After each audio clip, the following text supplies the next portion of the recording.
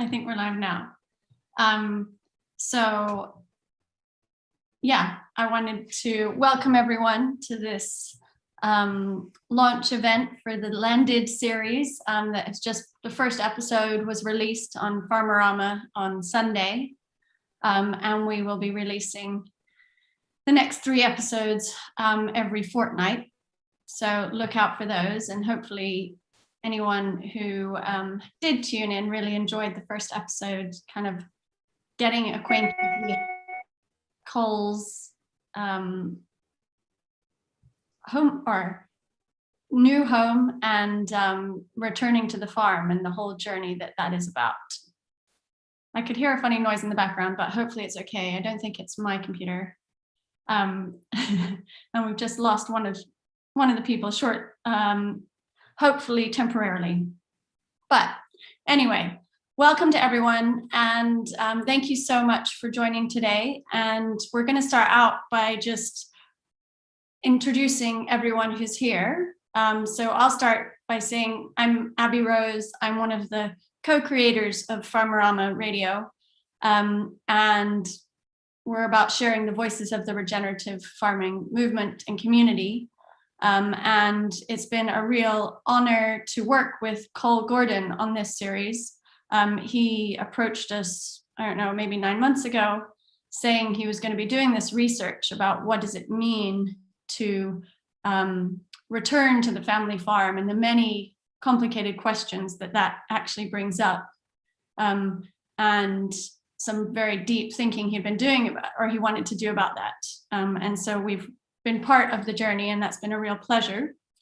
And then today we're bringing together voices from all over the world, actually, who are also thinking in different ways about this same idea of what does it mean to be in relationship with land and on land and connected to land, and even to own land. All of those questions that we're raising today. So I wanted to invite everyone to introduce a little bit about what they're working on. And I was going to start with Erin Matariki Carr, who is in, I can never say this correctly, but New Zealand, Aotearoa. Oh, sorry. Hope I got that right. And Erin has been, like, actually for me this year, one of the most exciting and inspiring people I've come across. Like, what you're doing at River is absolutely amazing, because you're sharing about what it means, or your Indigenous roots, and all of that work and all that means to you, whilst also providing such a welcoming space to those who, you know, don't identify as Indigenous, and inviting us to understand and share in your worldview. And I really, really appreciate that. So yeah, please do tell us more about River. Oh, well, kia ora tātou, morena tātou. Thank you, Abby, for that beautiful introduction. Yes, my name's Erin Matariki, and I'm here at Aotearoa.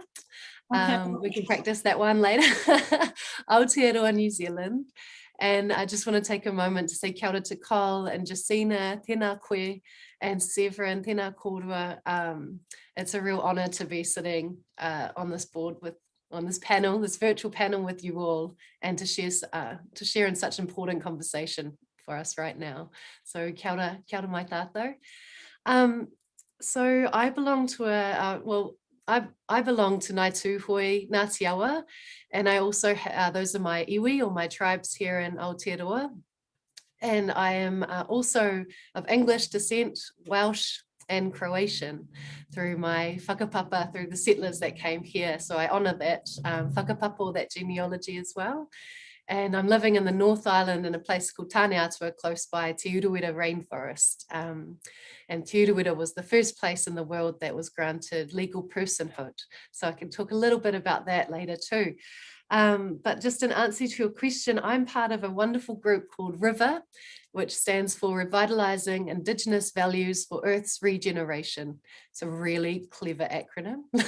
Lots of metaphors come off river and very fun. So I co-lead Revell with a very good friend of mine, Jody Gustafsson, who's just recently got out of quarantine in the Yukon. She's gone back home to where she grew up in Canada. And she is Indigenous from Labrador in Canada.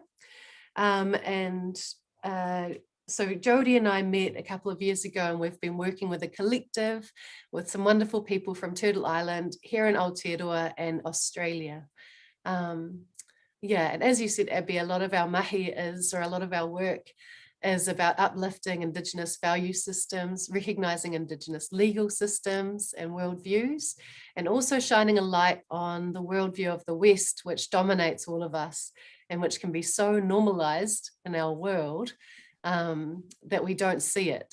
And I think there's a lot of power in illuminating the Western worldview so that we can actually see that we've got these biases. And things like you mentioned ownership earlier is one of those core normals that we just accept as part of our reality that actually should be challenged a little bit more and explored.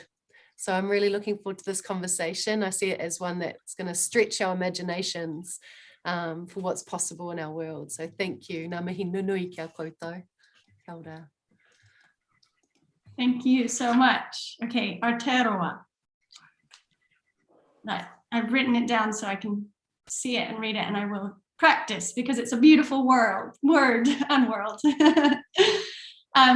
So thank you so much, Erin. And next I was going to invite Severine Fleming to speak. Severine is now farming in Maine.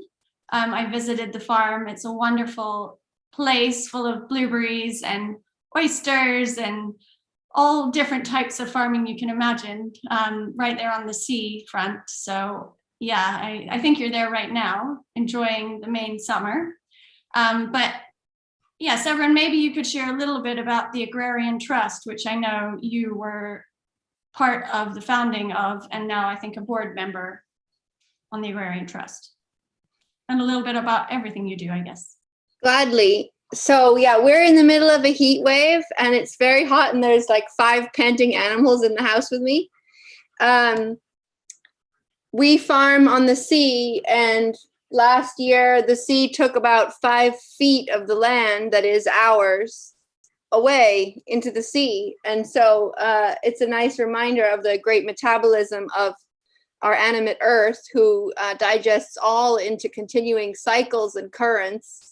And the flows of energies that predate us, outlast us, and that make conceptions of private property that we may hold dear in our legal systems, in our cultural systems, absolutely and utterly obsolete in geologic time. And so, but we try not to be,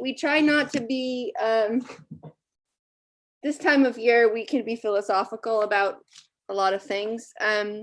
My world has been in organic agriculture for 15 years as an organizer within Greenhorns, which is a national young farmers cultural organization that publishes a New Farmers Almanac. That's a place for thinking together about the issues we face as young agrarians. And as a person who's interested in like welcoming the people who are coming into agriculture, like fully in the sense of our mutual kinship with one another and the larger project, and of course, you know, an earth in crisis. And as part of that project, we of course had to confront how challenging it is in late stage capitalism for a young person to get their hands on some land. And the circle that grew around that problem became the kind of like orbiting committee from which grew Agrarian Trust as a set of principles and best practices that we wanted to enact in the real world as a kind of like direct action performance of land reform for the sake of our larger community, which is about 100,000, you know, people involved in ag in some way. And then actually to do it, to actually take land out of private property context and have it held in a commons. And so Agrarian Trust is that. It's a national land trust, community land trust, based on a lot of the work done by our elders in the kind of new economy movement. And we have most recently in Maine brought land into the trust on behalf of the Somali Bantu Association. It's called Little Juba Commons. And it's beautiful land that's being farmed by some 70 farmers who are part of a refugee diasporic community who have resettled in the United States from Somalia, and who are continuing their own legacy of land stewardship here in a new land. And so the way that it works is that the land comes into the trust, and then it's held and governed according to the principles of Eleanor Ostrom, with these governing boards, which are made up of members from the community, members who are farmers, and members who represent and are kind of like voices of the watershed, the local farm community, and the kind of local small business community, so that we have like representative holding. And I could go on and on, but I think I should stay short. Just to say it's happening, and the one in Maine that just happened, the one in West Virginia that's happening, the one in Wisconsin, the one in Montana, the one that's now in British Columbia, each of them really represents the farm organism, like of the social kind of crystal pattern of relation that forms and builds energy around a working farm. And then that kind of crystal pattern of relationship is also what has to hold it over time. And so it's a lot of humans involved. Perfect. That definitely ties into some of the themes in Landed, I have to say. Okay, I'm gonna now invite Josina to share a little bit about Lion. Josina is actually featured in the series as well, and has been an ongoing co-creator of the series alongside Col and Katie Revell. And it's been, well, I haven't been as involved as the three of them, but from afar, and what I have done, it's been a real nourishing experience and a joy to be part of with Josina as well. So thank you, Josina, and please do share a little bit about what you're up to and a bit about Lion. Greetings, good evening, everyone. It's a delight to be here this evening, and it's been a delight to work on the series as well. I've learned so much, and it's really tied in well with our work on articulating a vision for reparative justice in this country. And as I said in our sort of closing retrospective meeting recently, like, we don't know what the ripples yet will be, but it feels big, because these are new issues that are being tackled, even though they're also very old issues from a very old time. I'm part of a collective. I'm co-founder of a collective called Land in Our Names, or Lion, and we are a land justice and racial justice collective made up of people who are interested in food growing and nature connection and changing the relationship of people to land in Britain in particular, inspired by people who are fighting land justice struggles across the globe. And we are Black-led for Black people and people of colour.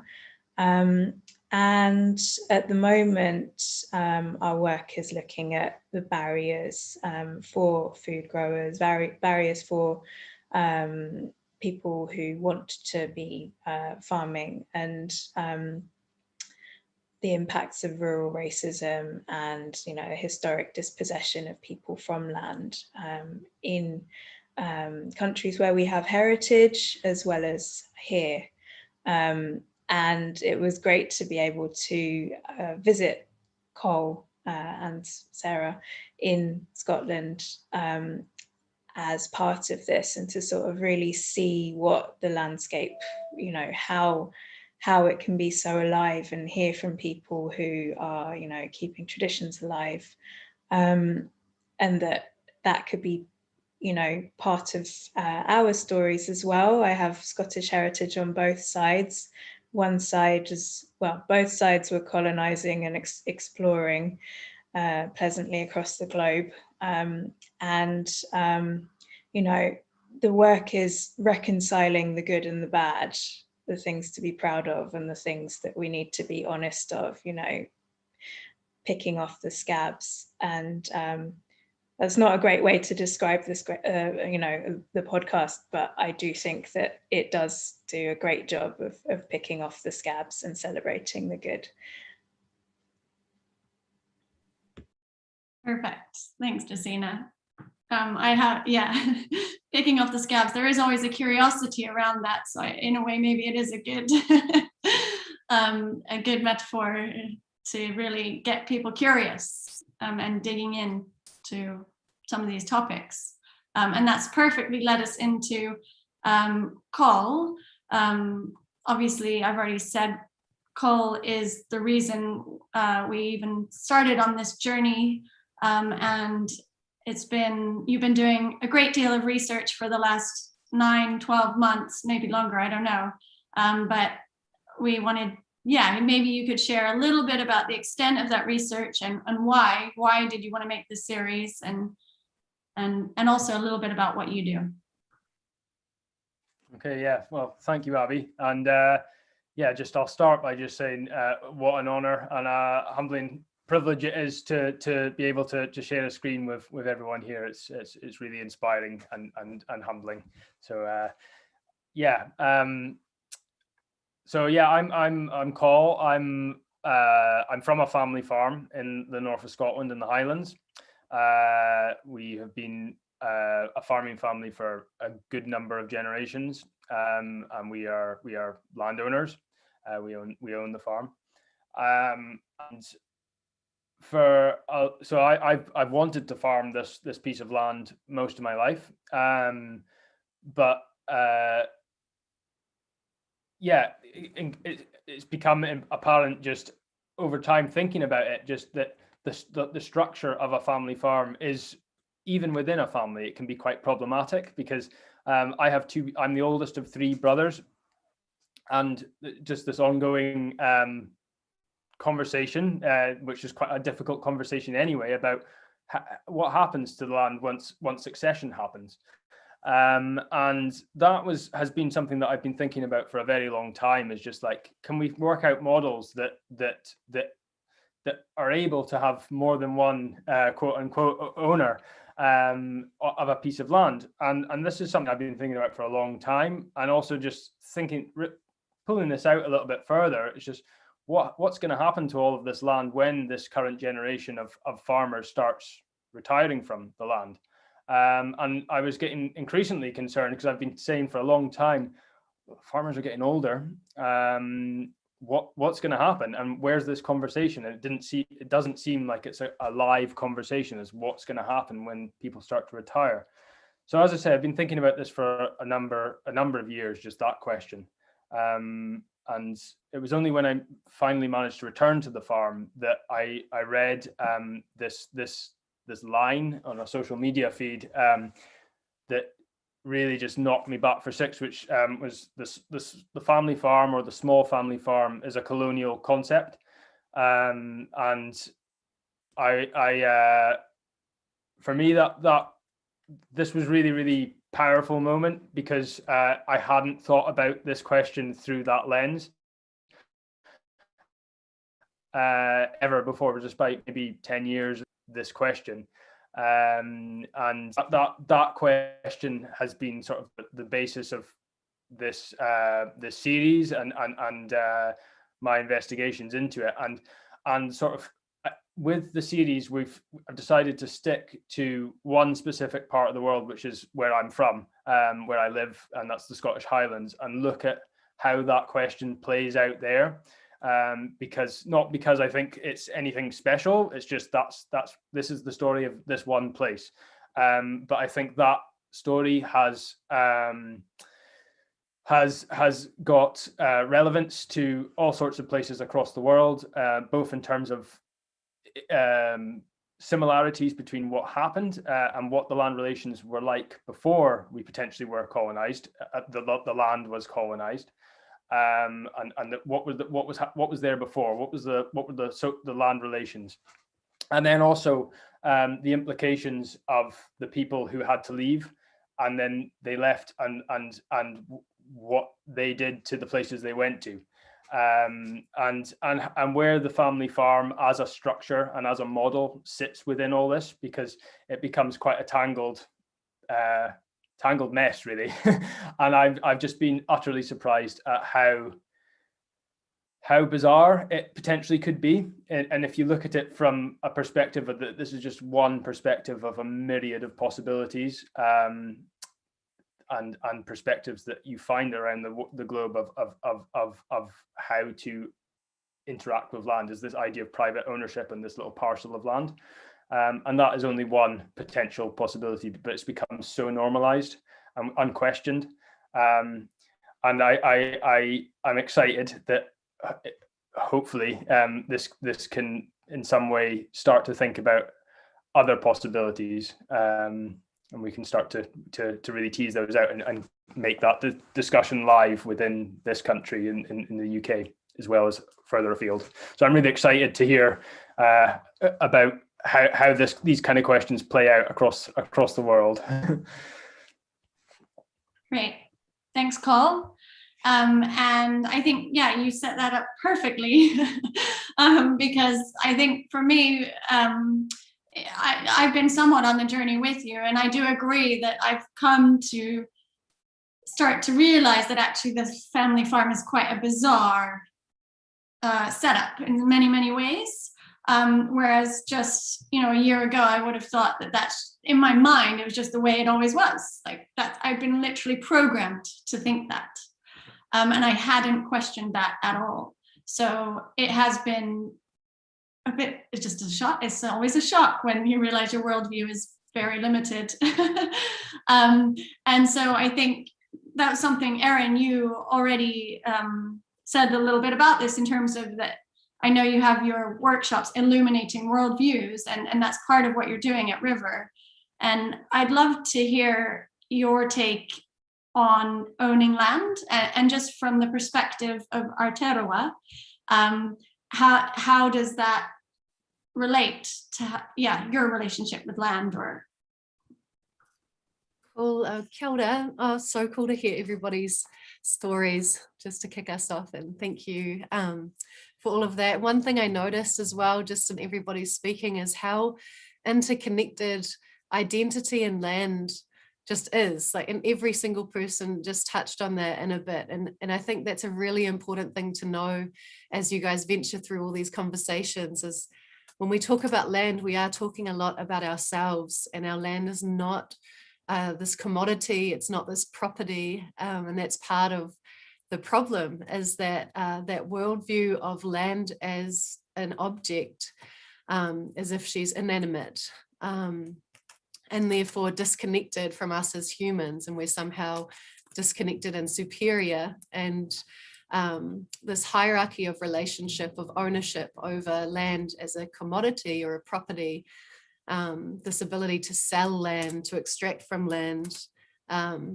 like any other household item, is kind of part of the problem that we need to identify and discuss. And also just that, that identity connection. Josina, I really appreciated you mentioning within the self of colonized and colonizer, and that reckoning, that internal reckoning individually and then as a community, is so intertangled. So I really appreciate, just to start off, the ability to identify that and open that as part of the conversation, because I think sometimes when we have these conversations, people get defensive, and it blocks everything, because all of a sudden you're defending yourself, your sense of self, your identity, or your ownership over land, and it means that you can't then explore or imagine a different kind of reality. So I just want to appreciate that.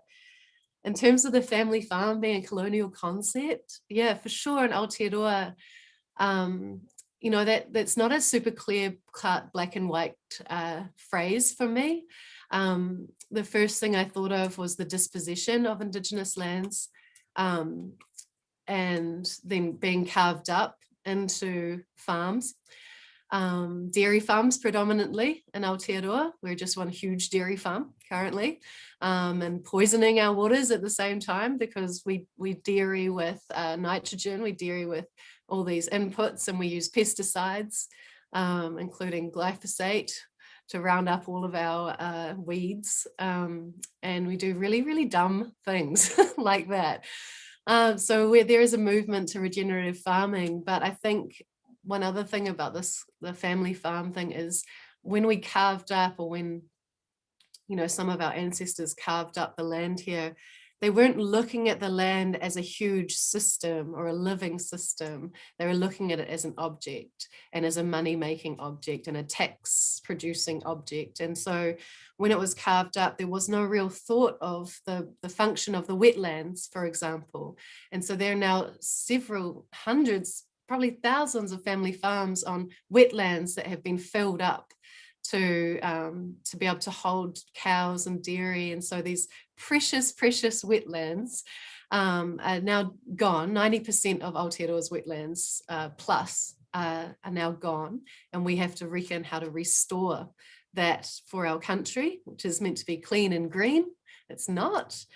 And so I think about that, the use of land, no matter where it is, carved up and no longer part of this big living system. The disposition of land, and then this concept of ownership of land.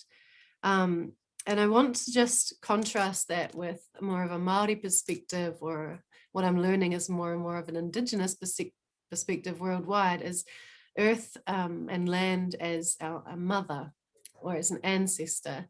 And I don't want that to come across as myths and legends, or as just sort of like a quaint storytelling.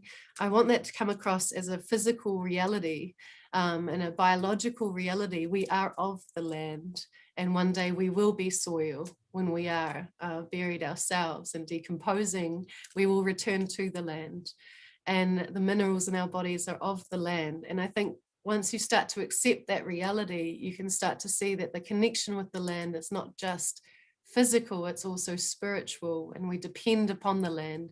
Without her, we have no purpose together.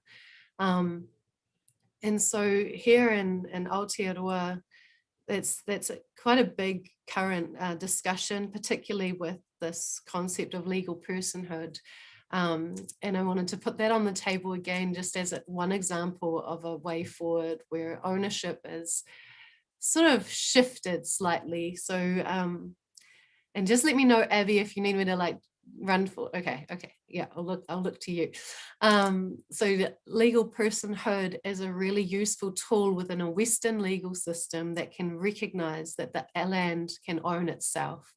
And so here in Te Urewera, the forest, she owns herself through legislation. And she owns herself, which means the human superiority kind of hierarchy where owner over land has been removed. She's now recognized as having her own intrinsic value. And then there's a board of humans appointed to speak on her behalf.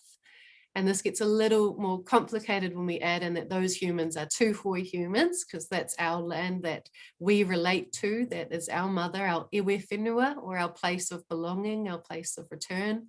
And we would be uncomfortable with owning the land because of this concept of a child can never own the mother. So it would be arrogant of us actually to assume an ownership position over land, because that would, it was never part of our psyche to carve up land in that way.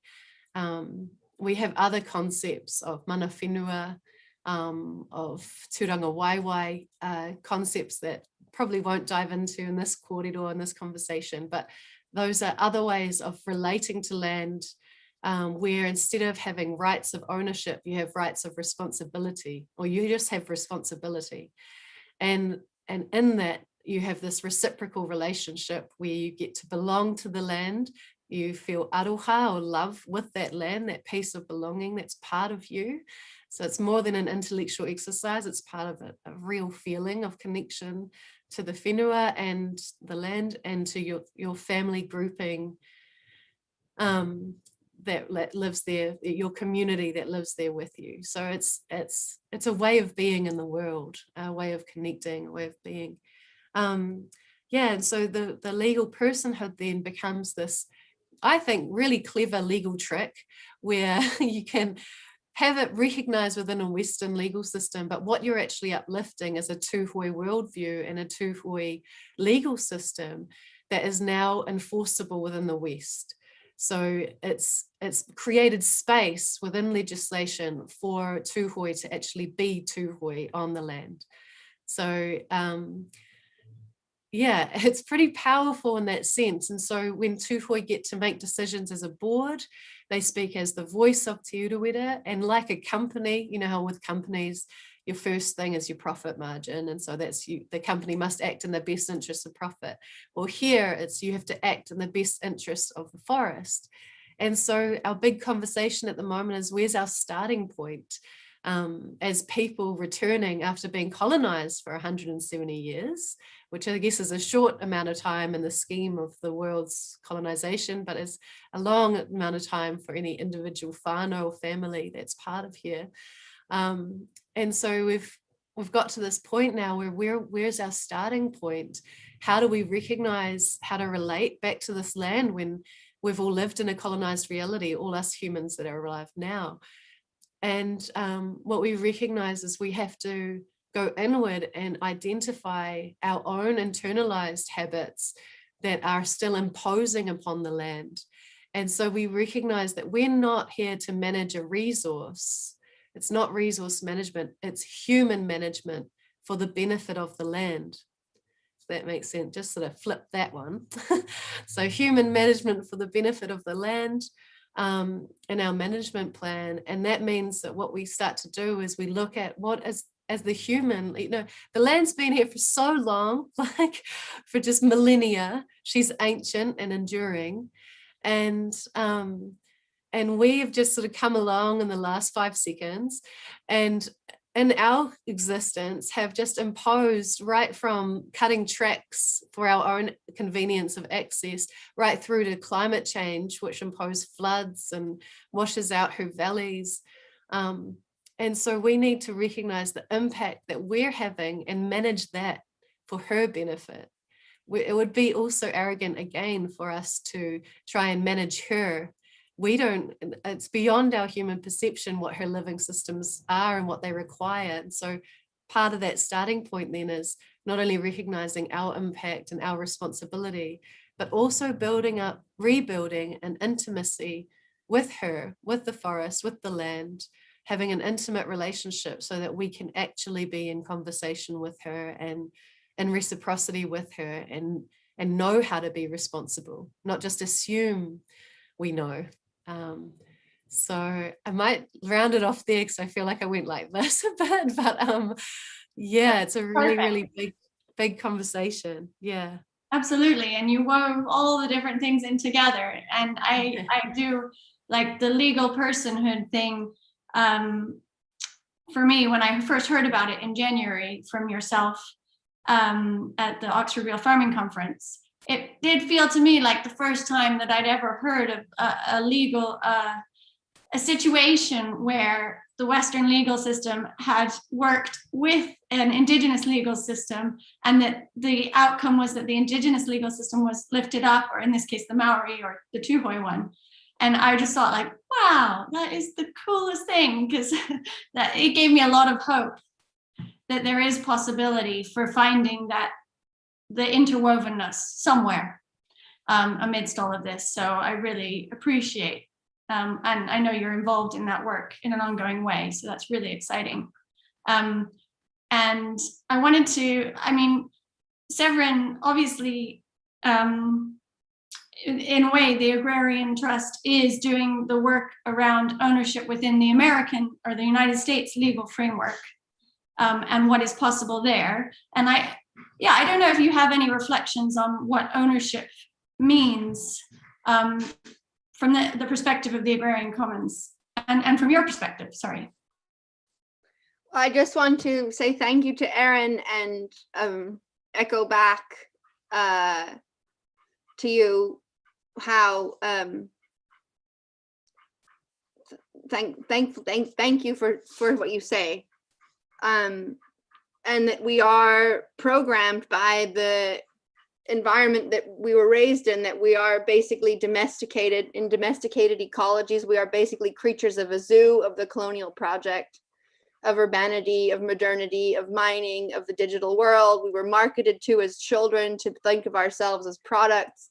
You know, we are all victims and suffering from the assumptions of, you know, global capitalism, and that if the project that we have as, you know, this and probably the next few generations is to repair the function of our ecosystems and the function of our farm systems and our capacity for governing ourselves, that then the work is very clear that we have to reconstitute our capacity, and probably in doing so through the portal of agriculture, which is, you know, the portal of the colonial process.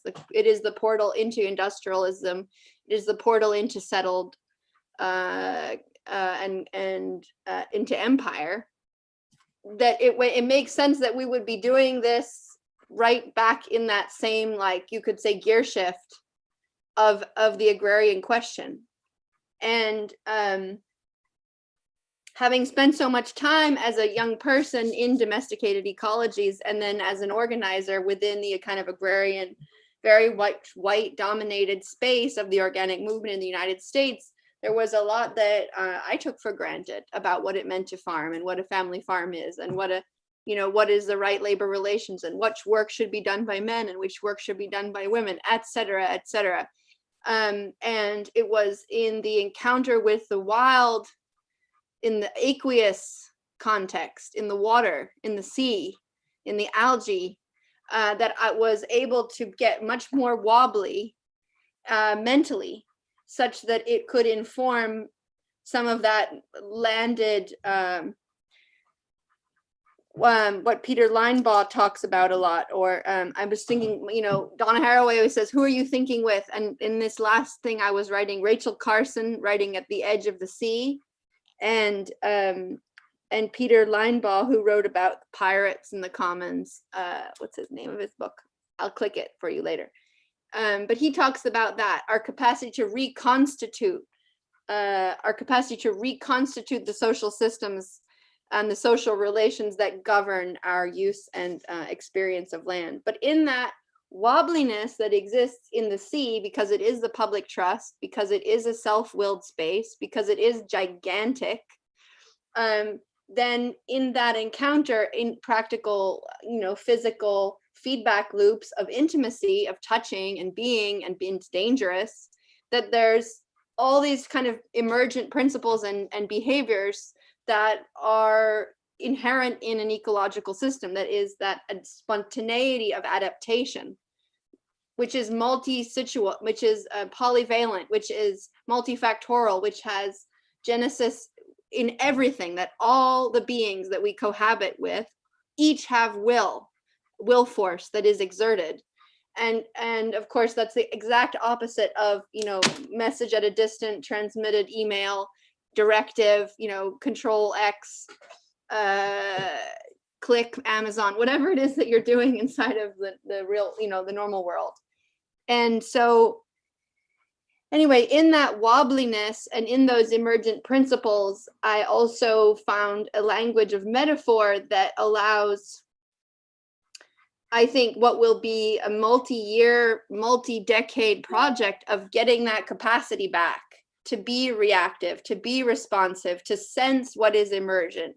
I just leave you with one little metaphor, which is that when the low tides come, which they just came, they bring the weather.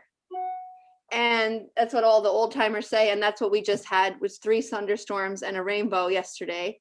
And when those when the seaweed is exposed at low tide and the big seaweed beds are all desiccating in the air, when usually they're underwater, they're emitting iodide particles into the air. And the iodide particles are combining with the electromagnetic, the polar energy, the water vapor. And those chemical particles are interacting with the magnetic particles, with the currents, with the winds, with the magnetism of the earth and the moon, and with the weather systems that are raging up the coast. I mean, talk about complicated, but basically it makes the clouds more bunchy and makes the rain come. And so maybe that's the thing to think about in this work that's challenging and that is in this time of COVID is a contraction. You know, it's painful, it hurts, you know, we have to change how we're working, and that contraction is maybe a bit like the suffering of the seaweed who emits a particle and that changes everything around herself. I don't know if that's true, but it could be worth thinking through. Beautiful. Thanks, Severine. You are the queen of metaphors. I feel like you're always expanding my mind in like amazing ways with metaphors. So yeah, I love that beautiful vision of the exposed or the suffering seaweed creating the rain. And Josina, I wanted to hear from your perspective, you know, what the idea of owning land, what does that kind of, what are your thoughts on that, I guess, and through the lens of Lion as well? Yeah, it's really an honor to hear from Erin and Severine about so much and bringing in the spiritual ecologies and, you know, really honoring the histories of everywhere, that gives us perspectives on how to do things differently. In the early days of speaking to Col about the podcast, I mentioned someone who I learned from at Soulfire Farm. Noah, one of the teachers, gave a talk that was about the legacy from West and Central Africa prior to colonialism happening, and the models of the kinship-based commons, that no one, like to the Yoruba, you could never own land, you could only steward it for the ancestors and the unborn. And, you know, how did that affect people on plantations and maroonage and people who escaped enslavement? And I would say that, I mean, Lion are still learning so much about how to do things differently, and we're so far away from a kinship-based commons or any kind of village farmer setup where everyone helps each other. And I don't know how much hope to have if we did have, you know, if we got to the point where there's a sizable number of Black farmers in Britain, will they be farming together? And, you know, in creating an organization where there's a land in our names, you know, having a land that has a name attached to it, it was always really important that it's in our names collectively, rather than, you know, Josina wants something, Ola wants something, we're going to have a piece of paper and it's ours. And it's a falsehood. You know, you work under a system, which means that you have to do some sort of transaction and purchase, but it would never be something where there's like a fence and a big barbed wire, you know, bit. And yeah, I mean, what I really want to talk about, and I'm itching to talk about, is that I went to Scotland and that learned so much in the Highlands, and then it just so happened, and I don't know how much Erin and Severine have even seen that this happened, but just on my way back from North Scotland all the way, you know, like doing a little tour of you know, Scotland's really like actually quite spaced out, but going to Glasgow, which is one of the belly of the beasts of, you know, slavery money and wealth coming back, you know, all of the towns that are sort of near the sea are places where the wealth came back. But it just so happened that I was there for only 24 hours on the same street that there was a huge protest defending two people who Immigration Enforcement Home Office were trying to take away. And that just really highlighted, you know, the nature of resistance, I guess, to what people, you know, what land borders people are trying to enforce now. And there's a really strong anti-raids network up there. And I mean, the community's tiny, everyone knows each other. I met people that I'd met in London and were brothers and sisters of people that I knew. And that's just a nice benefit, but it just, you know, showing that continuation of having done all this work further up in Scotland to talk about where the money came from and where it was flowing back to. And then you have two people, you know, these are our neighbours was the chant, that were from countries that were colonised, and that, you know, the right to be in the city, you know, let alone a rural space in Scotland, was still having to be fought for. And, you know, that once upon a time there was this idea of, you know, that the sun never setting on the British Empire, it was all one bit, but who still had the right to be in all of it. And then now that's going. And then you see this tension that at the end, when they were finally freed, because the crowd just kept swelling and swelling, and the man that was under the van was like not going, and, you know, yeah, there was, you know, legal support and everything offered. It was just, I mean, such good energy, that then you saw this tension between how Scotland sees itself, you know, the person that said this would never have happened in an independent Scotland, and the Home Office of Britain, and that the order would have come from London, which is, you know, the place where I was returning to ultimately.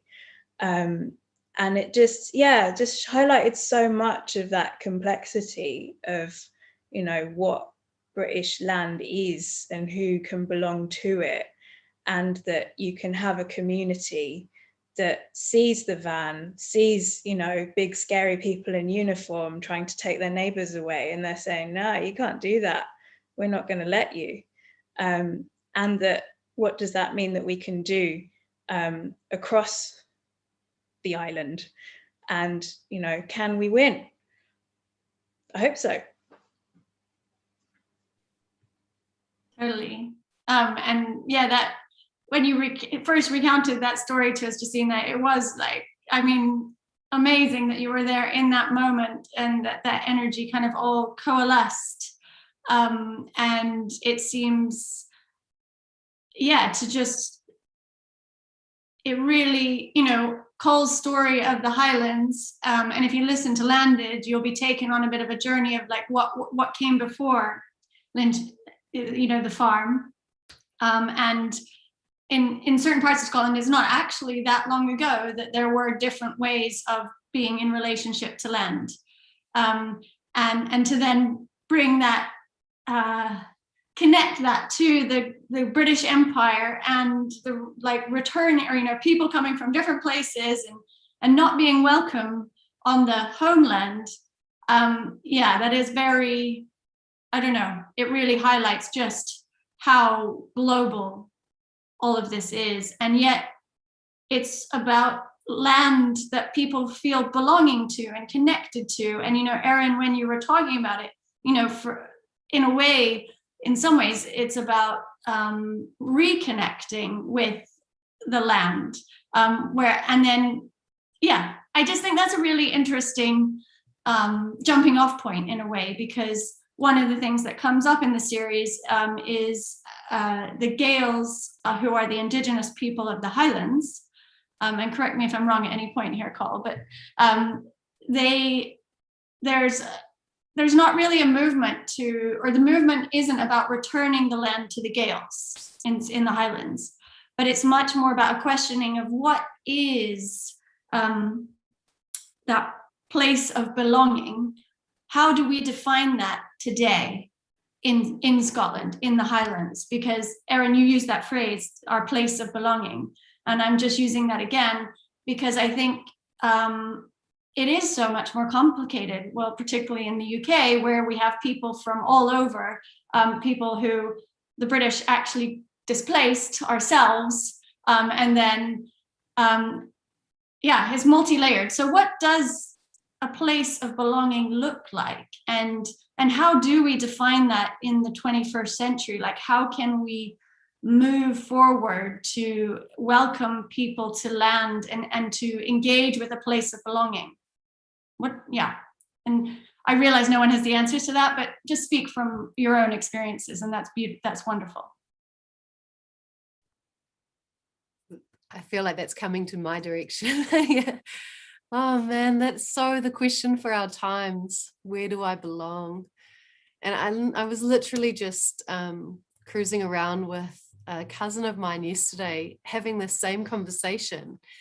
And I just want to acknowledge how important, and it makes me think of our mental health and our spiritual health and our social health, and how we see ourselves in the world, and what we're able to even achieve as people and as families when we don't have that sense of belonging, and when we are floating around in the world trying to find a place to grab onto.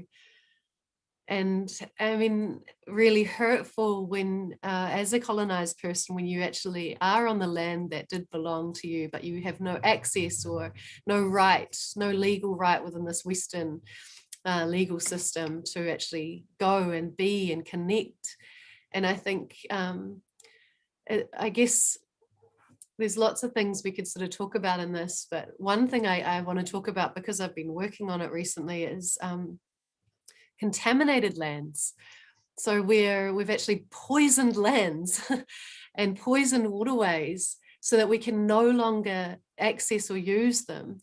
And we've done that here in Aotearoa, where sawmills. So we did. Aotearoa, when the English first arrived, it was just a huge forest. You can imagine quite a dark landscape, just thick green forested spaces and big swamps and wetlands, and mountains and rivers and all sorts.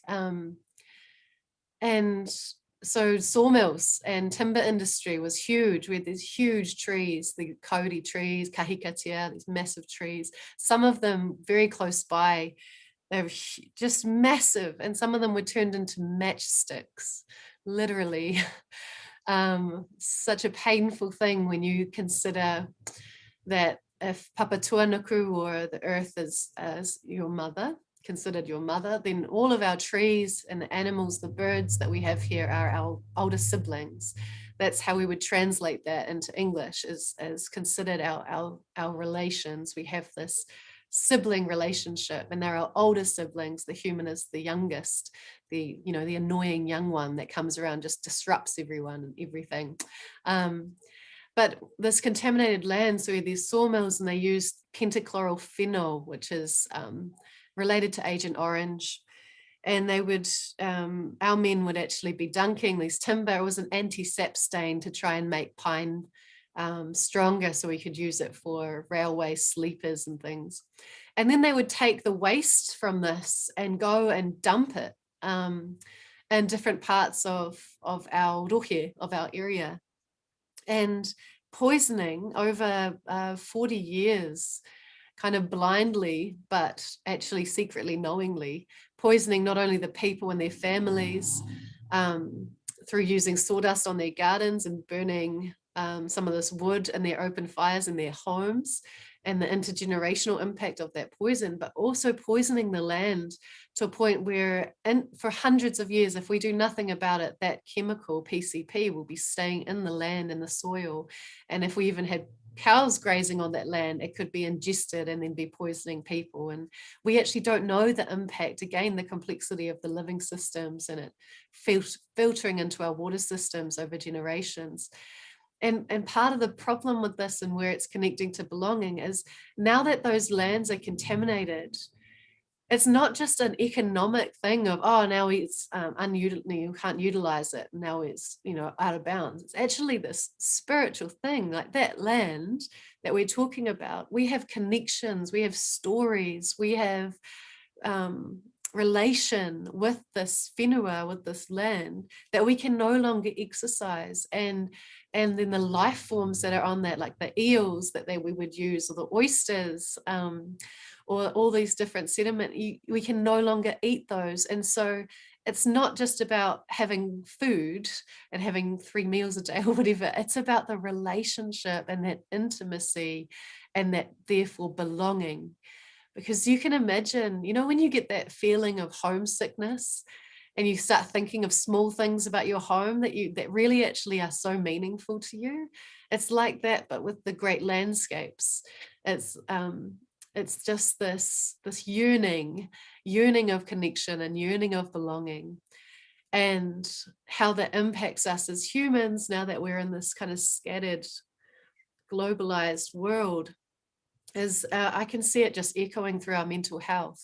And I see that as one of the hugest problems is in our own healing, is actually finding a place where we can, where we belong, and feeling settled and feeling okay, you know, permission to be there, no fear that you'll be booted out soon, or, you know, and that's, I suppose, just to link it back to what we were discussing earlier with ownership, one of the biggest problems we're going to have with ownership or moving on from a system of ownership is that security. It's so worldwide now. It's quite, we're going to have to find these tricks about how to own together, or how to share. How basic is that? How to share with each other, how to share space. It's really the only thing we have is space and time. And how do we share peacefully with each other so that we all have security of belonging? No answers, just thoughts. Big question, that one. So yeah. Perfect. Yeah, kia ora. Yeah, no, that was, yeah, I mean, it's a huge question, and I think you answered it perfectly. And I really appreciate, you know, talking about the contaminated lands, and that it's almost, it's like, it's not just a lack of resource or the resource is gone, but it's like the sickness of you as well. It's a real, I could feel that coming through. And yeah, it's obviously devastating in so many ways. And I wonder, Cole, I realized, sorry, I missed you out in the first round as well. But I wonder, did anyone else want to reflect on this? How do we find a place of belonging? Or how do we define that? Or what does that mean in today? And I guess in particular with respect to land. And land rights, or being on land. Anyone else have any thoughts? Yeah, Severine?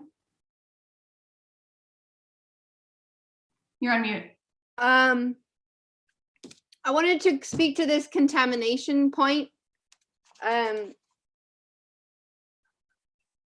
because it's not permanent. I mean, Rebecca Solnit says all the time about hope, that hope is not knowing, and not knowing that it could actually work, or that what we're doing might make a difference. And you know, that's another nice wobbly one. But we made a film once called "The Solution to Pollution is Life," about bioremediation in an urban ag context with contaminated soils from 19th century smelting, and how, in fact, when you add microbial life to these places that have been so impacted by contamination, that the poisons become immobilized by these threads of life, the mycelium and the enzymatic action of these tiny creatures under the soil. And with our like, again, here I am in algae world, and algae world is being mined at the moment. Our wild algae forests that sustain this extraordinarily productive marine ecosystem, up all the way to right whales and puffins and guillemots and porpoises, and I mean, oh my God, and the fattest clams you ever saw, all being generated by the sunshine coming through the algae and macroalgae in the bottom of the trophic web, and then feeding up everything else, converting light into energy, into bodies, into carbon. And that seaweed is being mined to pump down into the holes in the earth near hydrocarbon exploration sites by environmental engineers who are trying to, remediate. And so, I mean, obviously the configuration of Belgian, contractors with orange hats being deployed kind of in an Ernst & Young mercenary way to these sites of extraction is problematic for other, social reasons. But that from a material science perspective, what they're taking is a wild ecosystem and they're converting it into an adjudicant, to basically incite life. They want to incite life because life stops the poison migrating. And of course, then as a practical farmer person, I say, well, get your fertility closer to the source of use, people. And we have plenty of degraded rivers that could be the sites of growing algae. That's a remediator and a cleaner upper in the river itself, and then come up from that onto the herbicided, drill sites, and plant shade trees right up above that help mitigate runoff from urban. So that that restoration and reparation are super linked also in the way that our logic can start to grasp onto the logic of the ecosystem, like right there, right tightly in the headwater runoff relationship as well. And that's the other big part of deconstructing our kind of global supply chain, zimzam world is, okay, I'm here. What is the solution that works here? How do I bring shade to this place that is herbicide compacted? Okay, where do I bring the where does the sponginess come from? Moving on. Shut up, Severine. Sorry, I talked too long. It's brilliant. Yes, Erin, go for it. Just wanted to respond to Severine. Thank you. And it's so true. Like all of these things it's hard to talk about all this stuff because it's so interwoven. And I really, really appreciate you bringing the sponginess and the wobbliness into the conversation, and acknowledging bioremediation. I'm definitely going to look out for the movie you mentioned, the film. And just to finish that, the contaminated lands that we are working on here is we are trying to find bioremediation. So using fungi and poplar trees, so myco and phytoremediation. And Ngāti Awa, which is one of our iwi, led this project with this belief that usually for remediating contaminated sites, you would go and dig it up, drive it somewhere else and dump it. So now that land is now a waste product, which is just, too hard basket.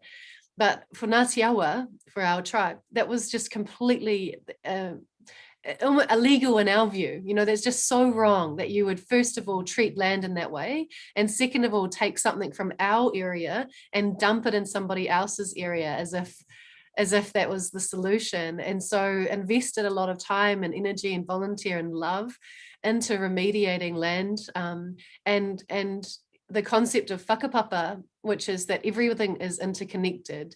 So fungi are also our ancestors, so we're all connected. And to really dig deep on that thought within a Western mindset, we need to really start to introduce that and see that. And I think that once they figured that actually putting this white rot fungi in the earth and then growing poplar trees, the fungi could break down the chemical PCP and the poplar trees could start sucking it up. And they had a result of 85% remediation, which is just unreal for PCP and the dioxins that's left behind. And so that was something that was created in a trial led by Ngāti Awa and supported by Western science, which was so freaking cool because of that curiosity about each other and recognizing that's not just the remediation that's important here. It's again, that connection back to the land, the education, the uplifting of the interrelationship, the kinship between land and person.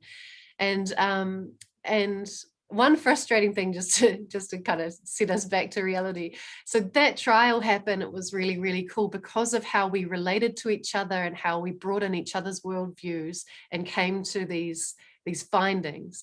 But then when they did the big remediation of one of the canals, they just stuck to the science and they pushed Ngāti Awa out of the way. And they had one person who was actually a scientist, a Ngāti Awa scientist, really coming up with these theories. And they got her to be a cultural monitor. So her job was to watch the sieve and see if any more bones came through instead of actually being part of it. And so it was like this thing of, oh, cool, tick those boxes, great, love the science, useful, going to do that here, but didn't think wider about the connection. And so the environmental outcomes become lesser and less impactful and less intergenerational because the worldview of seeing papa as alive and connected was removed. So even though the science still works, sure, but it's shallower. So I just wanted to round off that story and say thanks, Severine and Josina and everybody for this wide-ranging conversation. Yeah, it is wide-ranging, and I think maybe Col, maybe you want to reflect on that because I think certainly the series is wide-ranging. It's exactly that. I mean, a lot of the things that I'm hearing everyone talking about is they're issues that they're universal in the sense that they happen everywhere. Will have their own expressions of a lot of these things,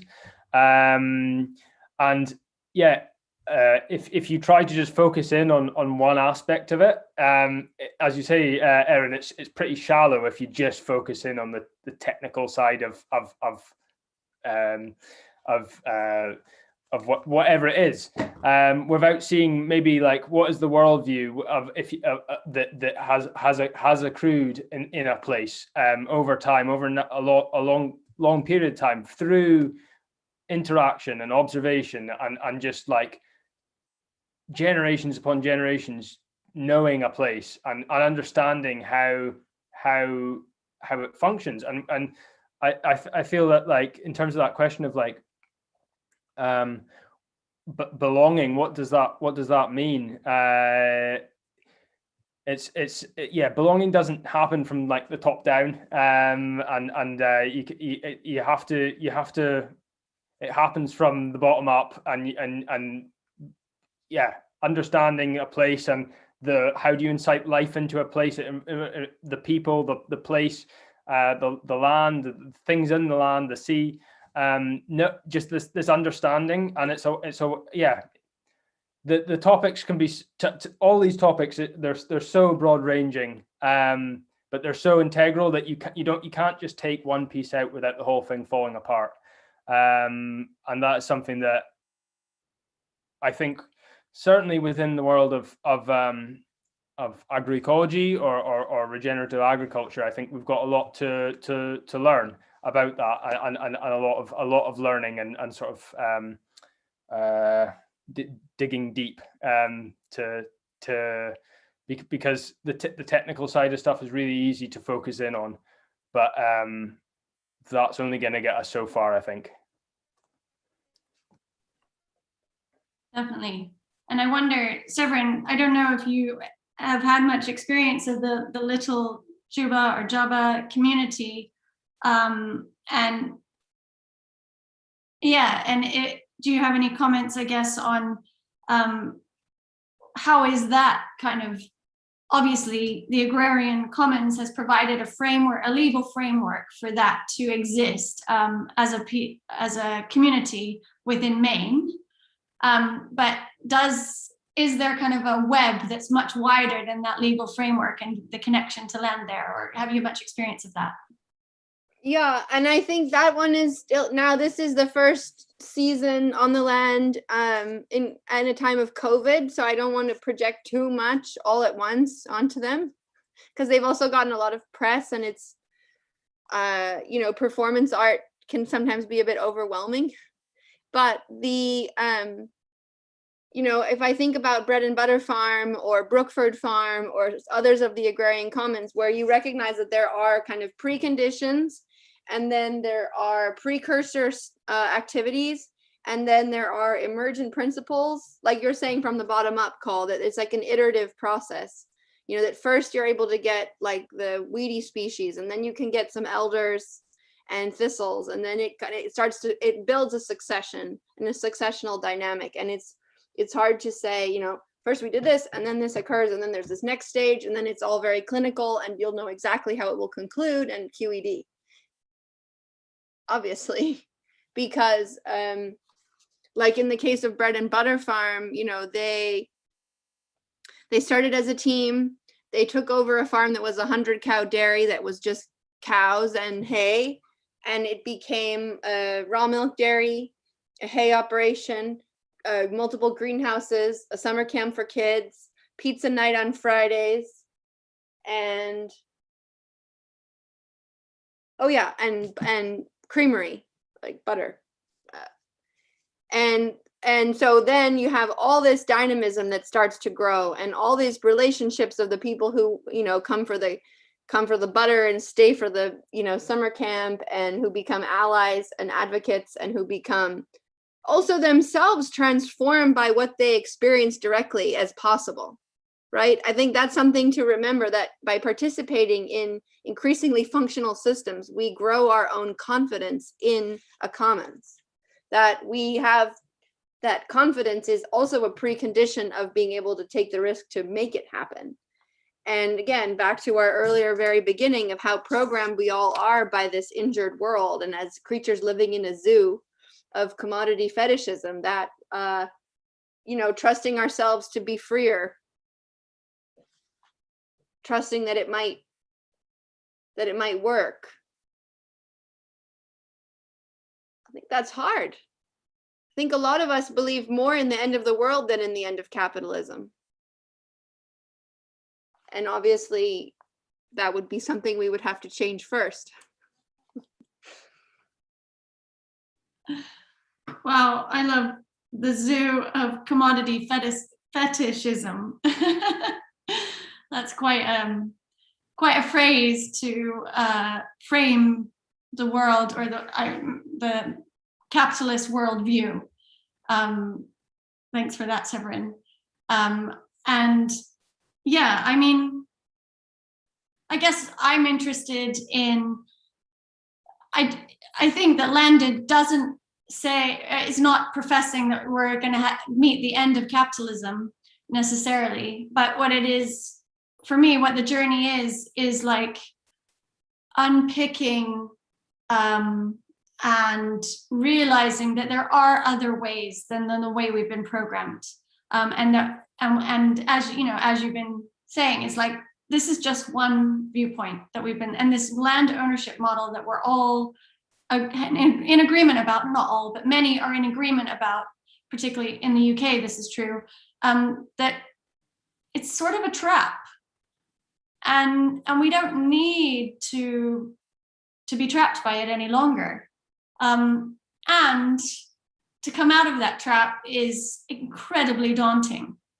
And as you say, maybe it's easier to imagine the end of the world than it is to imagine what it looks like to come out of that trap of this ownership structure. And so we do have a few questions, but I just wanted to, at this point, we've heard about the legal personhood as a structure, and the Agrarian Commons, or Agrarian Trust, as a structure, and also the Yoruba kinship-based commons as an alternative way of relating to the land. Sorry, I hope I pronounced that right, Josina.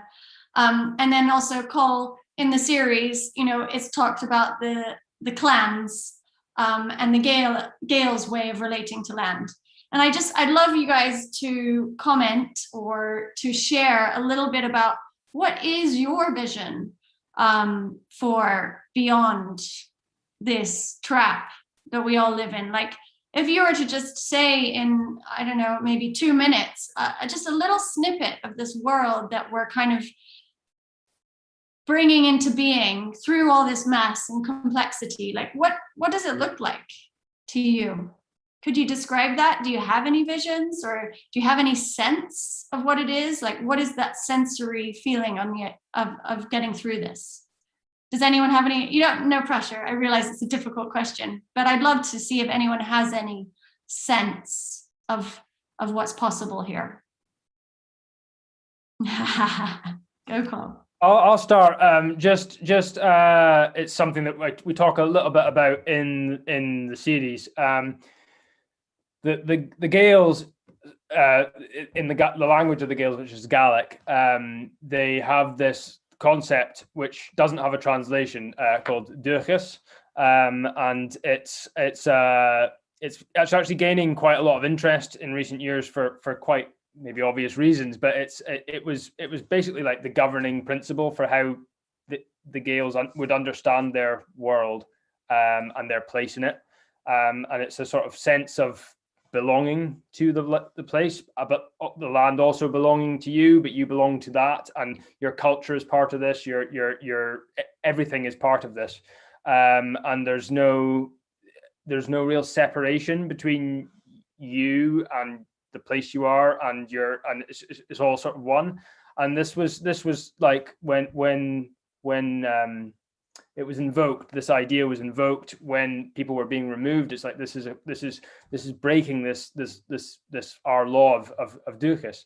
But it's really interesting that this is being picked up now in our place, and this it's a kind of cosmological thing, in the sense that we're trying to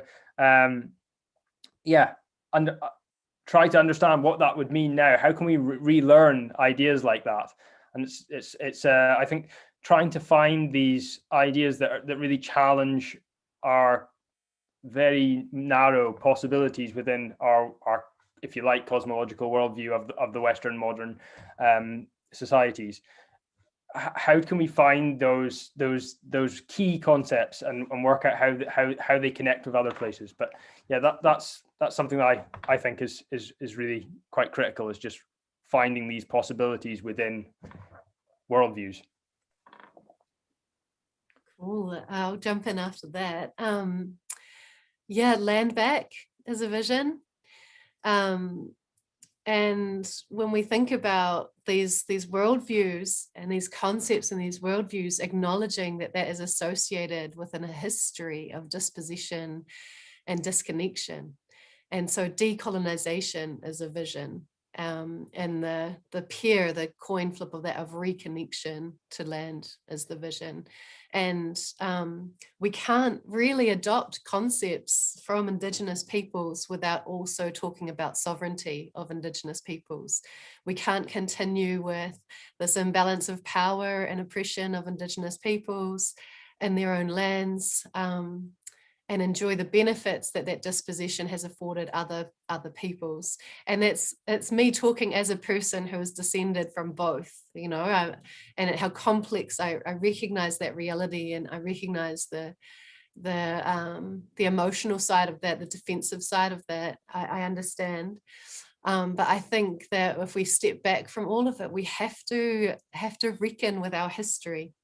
And we have to find justice in order to really, really combat this capitalist society. The other kind of visions that I like to share and encourage people, and listening to Severine as well, is and to Josina, about your point about this protest and those people belonging. Those stories are really important. I just want to acknowledge the term emergent strategy as well, as a way of starting with the self and the community, and building that connection between people, the sharing of ideas and the sharing of space. So really appreciated, Severine, your story about this farm that's kind of transitioning into a place of of freedom and of actually embracing everybody and finding roles within that space for people to play out and for people to be in and to belong to, because it's when you contribute and you reciprocate that you actually build that sense of belonging. And that doesn't come from a policy dude in a suit with a tie writing something out clever on his Word, Microsoft Word, you know, and emailing it to everyone. You know, it comes from the practice of actually being on the land and being with each other and going through conflict, interpersonal conflict, and figuring out how to remedy that and figuring out how to be honest again, having integrity within our relationships. And so, and that's what that is about decolonization, is having integrity within the relationships, not just kind of dusting about because it's inconvenient to consider what power sharing might look like. And it comes to trust and honesty. How basic again, eh? It's so basic, but so basic because it's complex, if that makes sense. Those are kind of the hardest things for us to practice as humans, and probably the most addictive things within our capitalist society, that we get to hide behind individualism and hide behind the comfort of your own walls. And you know, you don't really have the same sort of accountability that we had when we lived in community. So that accountability and integrity, trust and power sharing is kind of the vision of what's next. Yeah Cool. Well, and that we have to live it, you know, that we it's easy to adopt an emoji or an identity that's, you know, or rights frameworks or kind of superficial ideas of what should be right or what should be correct or what's correct or who I am. Or, you know, I mean, not to roll my eyes, but it gets a little millennial sometimes. And I want to say, like, you know, show up and it won't be simple, because we are all these creatures. We are all these injured creatures. And we will trigger each other, and we will bully each other, and we will have to work through conflict. And if we make the buckets and the structures to sense and to address these things openly, you know, it's going to take us a while to reconstitute our capacity to govern ourselves in relation with other. Before, you know, this is like, again, like, I think it's a 100-year project. So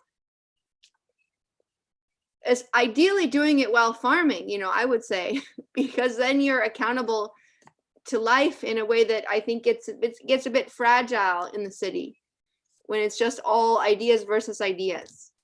When you're trying to make sure that the animals have water and that the plants have water, and that, you know, there is something about that removes, I'd say, at least 20% of the bullshit.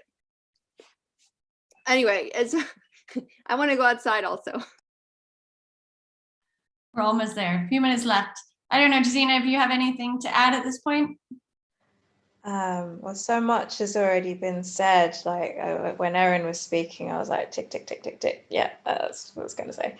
But the repair element of the reparations that we talked about in the podcast are just being so central to any idea of like changing landscapes. And if we're going to keep doing things in the same way, particularly farming in the same way, the recent bit of research that Lion did about food growers that are Black and people of colour in London shows burnout and struggle culture and not being taken seriously, and having the police called on them for being in their fields. And you know, there's in entering this arena, we're still having the same problems, and any new visions of what we do has to start with repairing what the damage that's been done. And it's hard when there's a lot of people denying that, you know, the harm's being, you know, enacted, or you know, that the false equivalences that came up in sort of the not England parts of Britain and the UK, there's a book that we talked about, me and Col, it Wisnius, how Glaswegians reckon with the wealth of enslavement that came that way, even if, you know, the wealth isn't evenly distributed. I'd say it's one of the most deprived cities or parts of it. Yeah, repairing the harm and providing, you know, paths to reparations that are holistic, and that can be grounded in the land. And the land does give so much anyway. You know, it can be such a space of retreat and rest and comfort, but finding a way to escape what's the models that are being given to us. Totally. And I definitely, in the series, you do explore repair and reparation, particularly in episode 3. And I think it's really helpful, because it's a term that I think many people find, well, one, don't understand fully, and people react to it badly. And I think when you explore it in the series, it actually really, for me, it gave it such a richness to be embracing reparations, and repairing, and yeah, the healing aspect to it is just something that I think is often completely overlooked. So I think that's really important to share.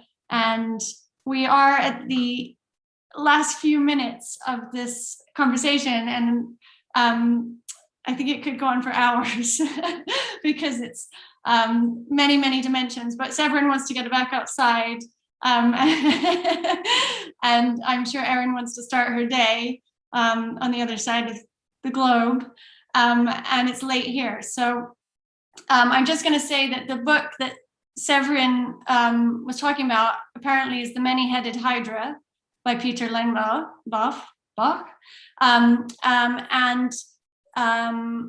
Severine, if you were able to share a link to the film, then we can send that to participants after the remediate, that film.